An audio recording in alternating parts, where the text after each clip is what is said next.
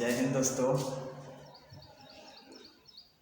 Class 10th subject geography lesson number 2 है।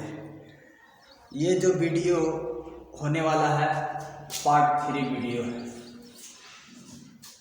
Part 1 part 2 तक बता दिए। अगर वीडियो नहीं देखे तो आप लोग प्लीज़ पार्ट 1 पार्ट 2 वीडियो देखें, उसके बाद आप लोग ये जो पार्ट 3 वीडियो है इसको देखें तो ज़्यादा समझ में आएगा। बिना स्किप किए हुए इस वीडियो को अंत तक देखेंगे और प्लीज़ अपने दोस्तों के साथ शेयर करेंगे। चलिए बढ़ते हैं आगे की ओर। देखिए, इस लेसन का नाम है भूमि और मृदा संसाधन। ये जो वीडियो होने वाला है पार्ट 3 वीडियो है। देखिए, आज पढ़ना है। इसके पहले पार्ट 2 वीडियो में बताए थे, लास्ट तक बताए थे मानवीय कारक तक बता दिए थे। आज यहाँ से पढ़ना है भारत में भूमि का प्रारूप।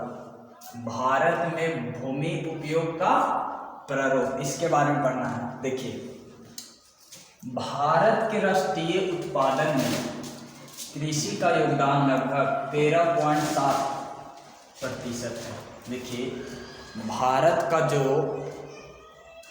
राष्ट्रीय उत्पादन में कृषि का जो योगदान है लगभग कितना परसेंट है? 13.7% है। आगे सुनिएगा, रोजगार के अवसरों में इसका योगदान 53.8% है। रोजगार के अवसर का मतलब कोई भी रोजगार हो उसके अनुसार जो योगदान में कितना प्रतिशत है? 53.8% है। देश के 32.87 करोड़ हेक्टेयर भूभाग में, मान के जब पूरा देश हो, कहने का मतलब भारत जो हमारा देश है पूरा, मतलब कहने का मतलब देश में 32.87 करोड़ हेक्टेयर भूभाग, मतलब इतना जो है स्थल पृथ्वी कह सकते हैं भूभाग है। उसमें 15 करोड़ हेक्टेयर पर, कितना करोड़ हेक्टेयर पर? 15 करोड़ हेक्टेयर पर प्राय खेती नहीं होती है। 32.87 करोड़ हेक्टेयर जो भूभाग है उसमें 15 करोड़ हेक्टेयर पर क्या नहीं होता? खेती नहीं होता है।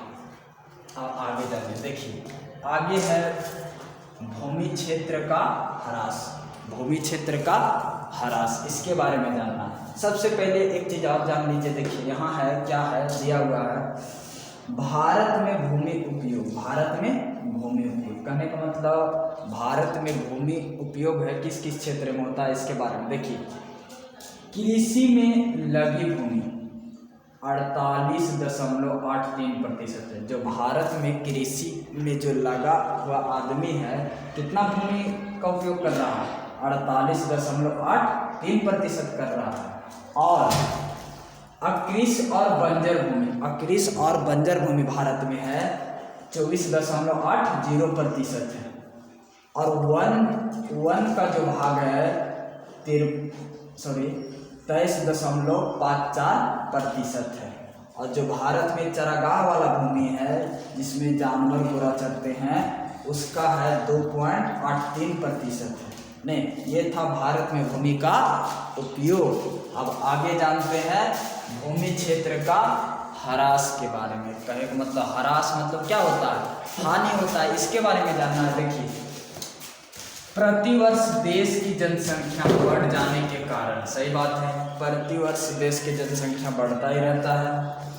प्रति व्यक्ति भूमि का कमी पड़ती जा रही है। कहने का मतलब जब जनसंख्या बढ़ेगा तो क्या होगा? जो जमीन होगा घटेगा नहीं।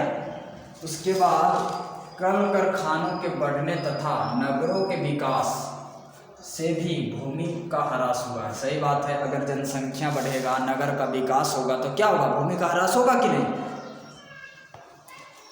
भूमि के बढ़ते ह्रास को रोकना आवश्यक है।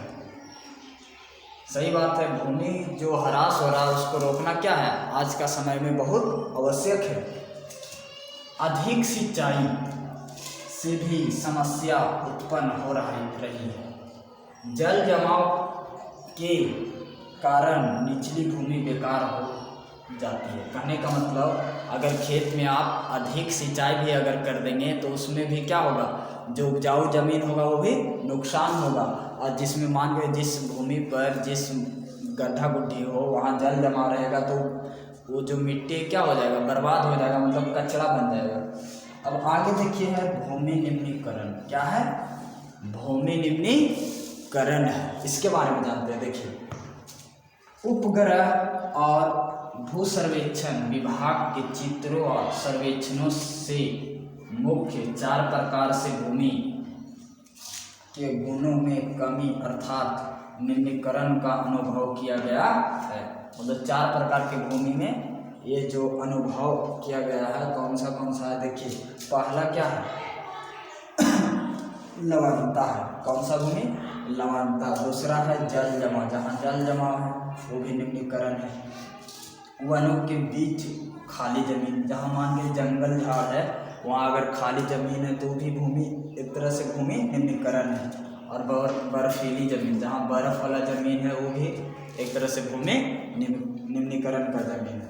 आगे देखिए भारत की करीब 13 करोड़ हेक्टेयर भूमि निम्नीकृत है। देखिए प्रश्न आता है कि भारत के कितना करोड़ हेक्टेयर भूमि निम्नीकृत है? तो कितना करोड़ हेक्टेयर? 13 करोड़ हेक्टेयर क्या है? भूमि निम्नीकृत है। चलिए आगे बताते हैं। अब पढ़ना आगे क्या है उसके बारे में बताते हैं।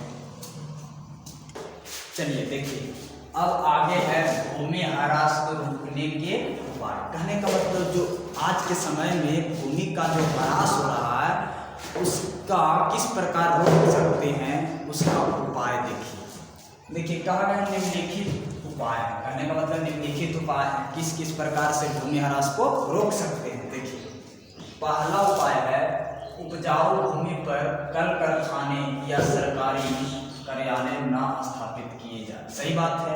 मान के जहाँ पर ही एकदम उपज ज़्यादा हो उस स्थान पे कल कारखाना नहीं लगाना चाहिए और जो सरकारी कार्यालय होता है उसको स्थापित नहीं करना चाहिए। दूसरा उपाय क्या है कि जनसंख्या वृद्धि की दर में कमी लाई जाए। सही बात है। आज के समय में क्या हो रहा है कि जनसंख्या तेजी से बढ़ रहा है कि नहीं? जनसंख्या तेजी से बढ़ रहा है तो इसका कारण है कि जनसंख्या को कम करने का भी कम अगर करेंगे तो क्या होगा, भूमि ह्रास से रोक सकते हैं भूमि को। तीसरा है पहाड़ी भागों में सीढ़ीनुमा खेत बनाकर या पेड़ लगाकर भूमि क्षरण रोका जा सकता है। सही बात है।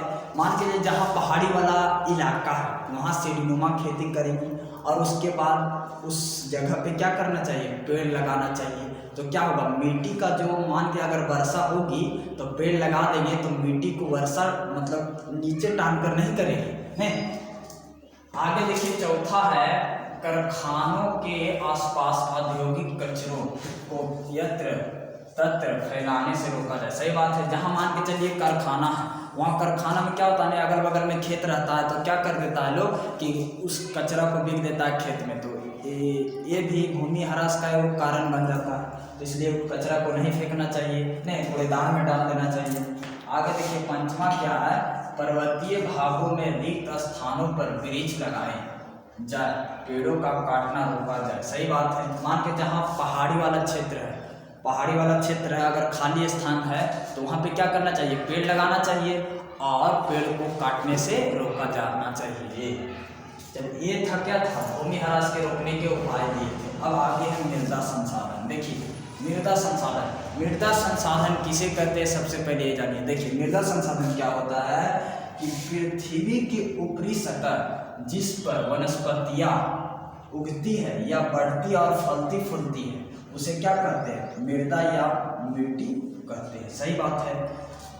पृथ्वी के जो ऊपरी वाला हिस्सा होता है उस जिस पर वनस्पति उगता है उसी को क्या कहते हैं, मृदा संसाधन कहते हैं। क्या कहते हैं, मृदा संसाधन कहते हैं।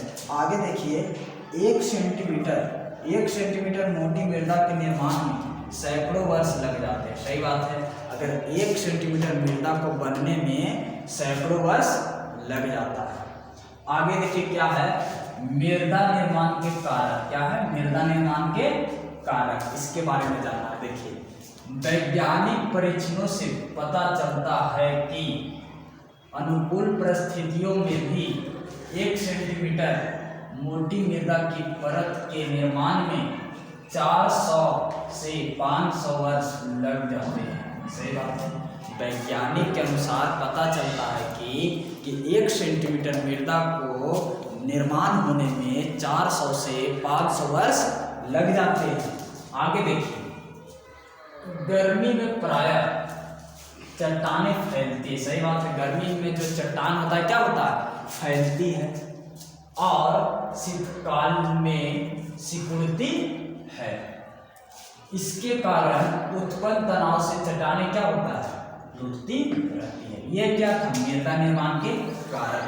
अब आगे देखिए क्या कहा गया है। रूस के प्रसिद्ध वैज्ञानिक, एक रूस के प्रसिद्ध वैज्ञानिक, उस वैज्ञानिक का नाम था दोबुचेव। उस वैज्ञानिक का नाम क्या था, दोबुचेव ने मृदा निर्माण के संबंध में कई प्रयोग किए और पाया कि मृदा निर्माण के 5 मुख्य घटक हैं। दोबुचेव के अनुसार मृदा निर्माण के कितने घटक हैं, 5 घटक है। कितने घटक हैं, 5 घटक। पहला जो है स्थानीय जलवायु कहने का, स्थानीय जलवायु कहने का मतलब जो स्थान वाला जो जलवायु है उसके बारे में। दूसरा बताया पूर्ववर्ती चट्टानें और खनिज कण, पूर्ववर्ती चट्टानें और क्या है, खनिज कण।